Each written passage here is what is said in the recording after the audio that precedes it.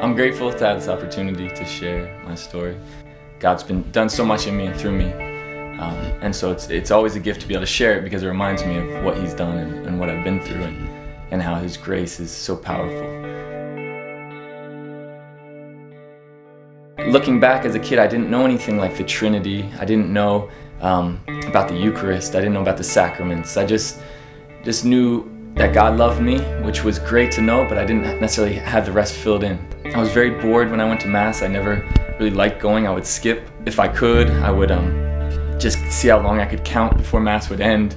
Anything just to numb the pain that I felt Mass was at the time. Smoking cigarettes, I remember, was something that was very attractive to me. My dad smoked and I wanted to try it, so I started smoking when I was 11. Doing that just opened me up. If I would do that, then I could do other things. And so very early on, 12, 13, I'd start experimenting with some drugs, and I really enjoyed it. And it wasn't because I was depressed or needed escape, but it was just fun for me. And it was what kind of brought me and my friends together. And that was my whole life, essentially. I mean, me and my friends, that's just what we did. That kind of led to a point when I was about 16. I had a very bad experience at a party one night where I did a certain drug that was not fun, and I felt terrible. And it lasted way longer than I thought it would. And by the end of that evening, I thought, this is it. I thought something had happened. I damaged myself, and I knew somehow that if I get better, I have to stop.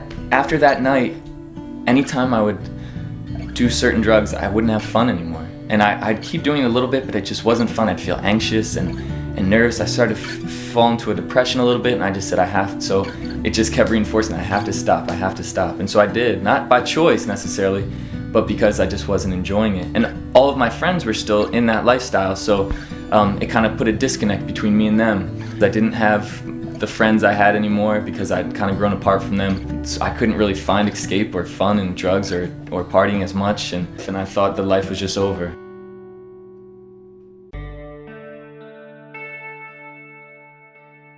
But there was a little voice in the back of my head that said, yeah, but if it did end now, what would happen? What if you met God and you could see that your life, you could have done something, or that God had a plan for you, or that life wasn't as bad as you thought? And that nagged me, and it kept me from sinking too far into a depression. I found myself searching then. I'd pray, actually, because I felt so much pain that it would force me to pray. And I would just ask God for help, essentially, just to live my life. And I read the New Testament for the first time. I read the Gospel of Matthew, I remember, and Jesus' words just hit me. It just hit me like darts, and my heart would just be filled. It would burn when I'd read some of His words.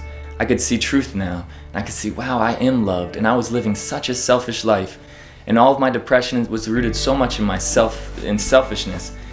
I just surrendered. I just said, God, just take me, take it all. I don't care. I have nothing to lose. Since then, it's just been, everything has changed.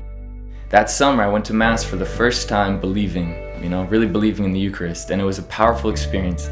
I was working and praying and just living a very simple life, and I started going to daily Mass, and that accelerated things immensely. I met a great priest who we started meeting every couple weeks and talking, and he started helping me see more how to live the spiritual life in a deeper way. I discovered that maybe God's calling me to the priesthood. I didn't want it. I wanted to run from it because I didn't feel like I had any gifts that a diocesan priest would have. And so I thought, well, my past is so bad, and my school records are terrible. I mean, I barely graduated.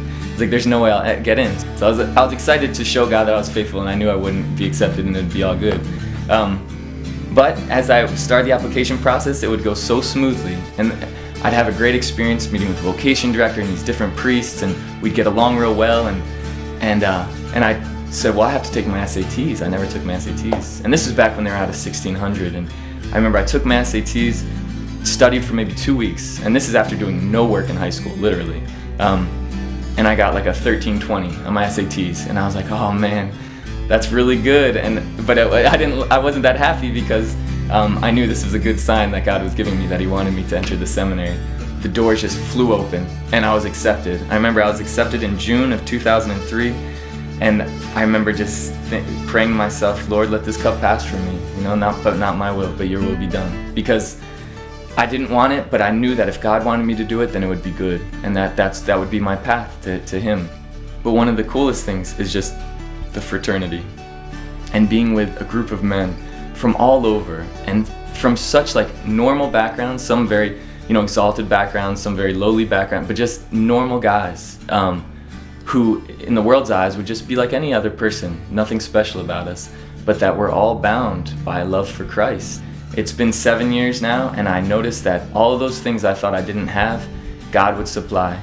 And one of the greatest lines I read in Scripture that spoke directly to me, was St. Paul saying, I beg the Lord to take this thorn from my flesh, this weakness from me. And the Lord told me, my grace is sufficient for you, and your weakness is my strength. And I realized that if God's calling me to this, then even in my weaknesses I can glory, because He'll be doing it. And since then I've seen that so many things that I thought I couldn't do, I've been able to do, and that He's been so faithful, and that God willing in June I'll be ordained a priest.